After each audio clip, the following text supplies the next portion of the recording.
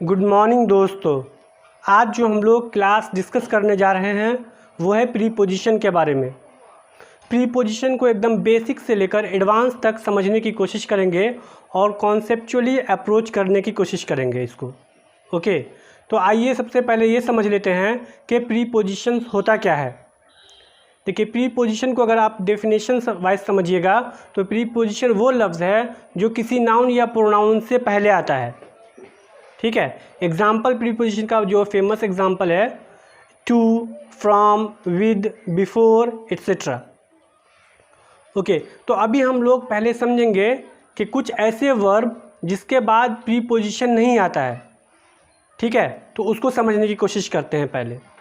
Okay, तो यहाँ पे देखिए, जैसे पहला वर्ड मैंने लिया है एंटर। एंटर एक ऐसा वर्ब है जिसके बाद प्रीपोजिशन का यूज़ नहीं होता है। एग्जाम्पल देखिए यहाँ पे,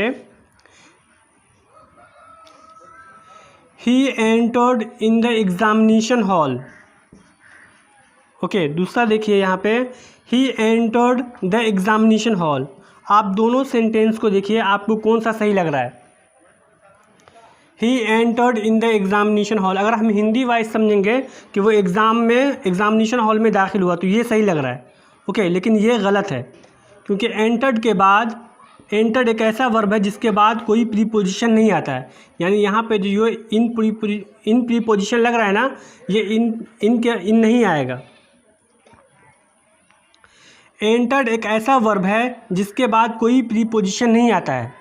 यहाँ पे आप लोग देख रहे हैं कि एंटर्ड के बाद इन लगा हुआ है, लेकिन एंटर्ड के बाद कोई प्रीपोजिशन नहीं आता, तो इसके लिए ये वाला सेंटेंस सही होगा, he entered the examination hall.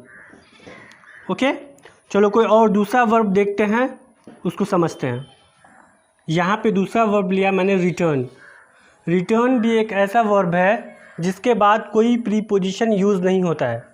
आपको ये एग्ज़ाम में फंसाने के लिए, स्टूडेंट को कंफ्यूज करने के लिए ऐसा वर्ड स्पेशली दिया जाता है कि स्टूडेंट उसमें कंफ्यूज हो और गलती करे। ठीक है, लेकिन आपको गलती नहीं होना है। रिटर्न के बाद ऑब्वियस सी बात है, हम लोग क्या करते हैं, जैसे हम लोग हिंदी भी बोलते हैं तो रिटर्न बैक, है ना, ऐसे बोलते हैं रिटर्न बैक। तो लेकिन रिटर्न का मतलब होता ही है बैक, उसमें इंक्लूड है, तो इसके लिए हमें बैक एक्स्ट्रा लगाने की ज़रूरत नहीं है। ठीक है, ये बैक लगाने की ज़रूरत नहीं है। तो रिटर्न का मतलब ही होता है कम बैक, वापस आना। तो ये एग्जांपल से इसको और क्लियर करते हैं, समझिए। I have return back from Delhi. मैं दिल्ली से वापस आ चुका हूँ। ठीक है, रिटर्न बैक। और I have return from Delhi. ठीक है, तो यहाँ पे मैंने बैक यूज़ नहीं किया क्योंकि रिटर्न में बैक पहले से ही यूज़ है, तो इसके लिए ये वाला सेंटेंस जो है वो आपका गलत होगा और ये सेंटेंस सही होगा। ठीक है, ये याद रखिएगा आप, जब भी रिटर्न वर्ड यूज़ हो तो उसके साथ बैक नहीं यूज़ करना है। ओके, ये आपको समझ में आया ना। ओके, तो चलो देखते हैं और इम्पोर्टेंट वर्ब्स जिनके साथ प्रीपोजिशन का यूज़ नहीं होता है। यहाँ पे ये वर्ड देखो, मैंने लिया है इन्वेस्टिगेट। इन्वेस्टिगेट के साथ अक्सर जो लोग स्टूडेंट गलती करते हैं वो इसके साथ प्रीपोजिशन इनटू का यूज़ करते हैं, जो कि गलत है।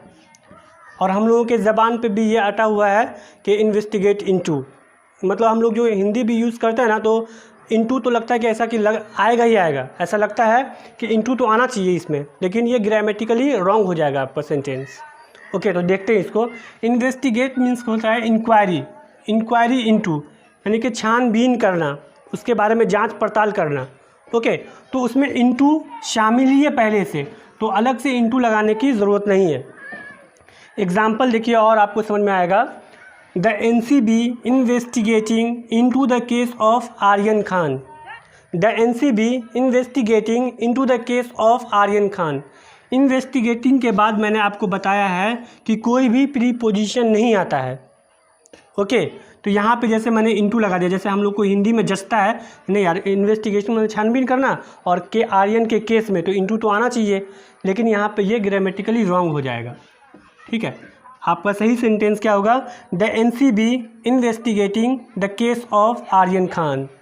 ओके, तो ओवरऑल मैंने ये समझा कि इन्वेस्टिगेटिंग के बाद प्रीपोजिशन नहीं आएगा आपको। इन्वेस्टिगेटिंग के बाद कोई सा भी प्रीपोजिशन नहीं आएगा और एग्ज़ाम में आपको ये फंसाने के लिए दिया जाता है कि इनटू लगा के देगा या इन लगा के देगा या कोई और प्रीपोजिशन लगा के देगा जहाँ पे स्टूडेंट गलती करे। ओके, तो आपको गलती नहीं करना है, आपको मतलब कॉन्सेप्ट याद रखना है और कॉन्सेप्ट के अकॉर्डिंग सही उत्तर देना है। ओके, तो चलो और कोई दूसरा वर्ड देखते हैं। यहाँ पे देखो मैंने वर्ड लिया है डिस्पाइट, और डिस्पाइट के साथ अक्सर जो स्टूडेंट गलती करते हैं कि वो उसके साथ प्रीपोजिशन ऑफ का यूज़ करते हैं, क्योंकि बोलने में भी जचता है ये डिस्पाइट ऑफ। ठीक है, डिस्पाइट ऑफ का हिंदी में मीनिंग मतलब होता है बावजूद, के बावजूद। ओके, डिस्पाइट ऑफ, डिस्पाइट और इंस्पाइट ऑफ दोनों एक ही बात है। डिस्पाइट बोलिए या इंस्पाइट ऑफ बोलिए, ठीक है, लेकिन आप डिस्पाइट ऑफ नहीं बोल सकते हैं। ओके, तो यहाँ पे देखो despite equal to in spite of. ठीक है, इसको एग्जांपल से और समझने की कोशिश करते हैं। मैंने ये एग्जांपल लिया है, despite of being successful he is not happy. जैसा कि मैंने आपको बताया कि डिस्पाइट के बाद कोई भी प्रीपोजिशन यूज़ नहीं होगा, तो ये प्रीपोजिशन यूज़ हो रहा है, तो ये यूज़ नहीं होना चाहिए यहाँ पे। यहाँ पे दूसरा एग्जांपल देखो, despite successful he is not happy, तो ये दूसरा वाला आपका सही होगा और ये जो होगा आपका गलत होगा। तो ये याद रखिएगा, आपको कंफ्यूज क्रिएट करने के लिए एग्ज़ाम में ऐसा वर्ड दिया जाता है जिसके बाद जो आपको लगेगा कि प्रीपोजिशन यूज़ होना चाहिए, लेकिन वो ग्रामेटिकली रॉन्ग हो जाएगा अगर आप प्रीपोजिशन यूज़ कर देते हैं तो। ओके, तो आपको समझ के आंसर देना है और गलत नहीं करना है।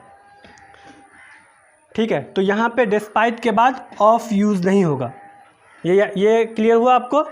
चलो अब और कोई दूसरा वर्ड लेते हैं जिसके साथ प्रीपोजिशन यूज़ नहीं होता है। मैं आपको ये सारे वर्ड बता दूंगा जो भी एग्ज़ाम में मतलब कॉम्पिटिटिव एग्ज़ाम में पूछा गया है 15 से 20 सालों में, और यही वर्ड मैं आपको पूरा वर्ड बता दूंगा जिसके साथ प्रीपोजिशन यूज़ नहीं होता है।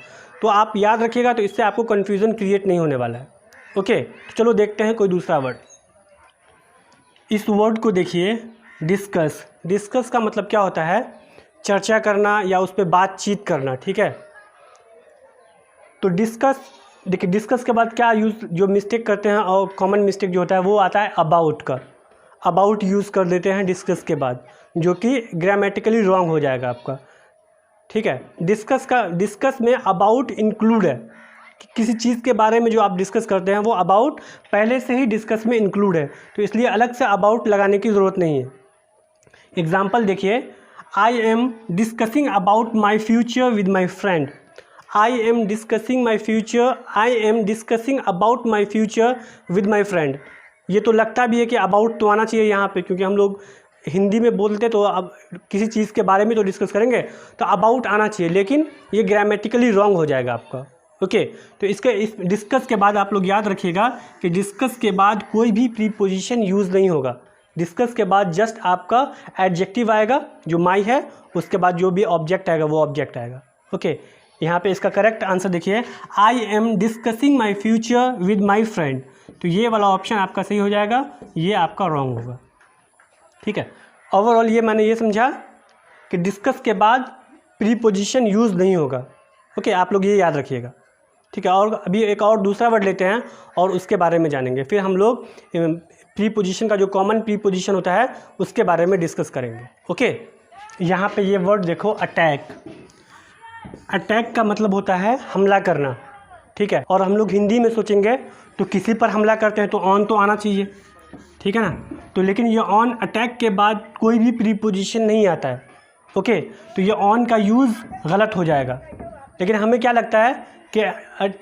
लगता है कि अटैक मतलब हमला करना, तो किसी पर तो हमला करेंगे, तो इसलिए ऑन यूज़ कर देते हैं, जो कि गलत हो जाता है। एग्जाम्पल में देखिए, the goons attacked on her head. Goons का मतलब होता है बदमाश। बदमाश ने हमला किया उसके सर पर, तो ऑब्वियस सी बात है, पर किया है ना, तो ऑन आना चाहिए, लेकिन अटैक्ड किसी पर हमला कर पर जो है इंक्लूड है, तो आपको अलग से ऑन लगाने की ज़रूरत नहीं है, इसके लिए यहाँ पे ऑन गलत होगा।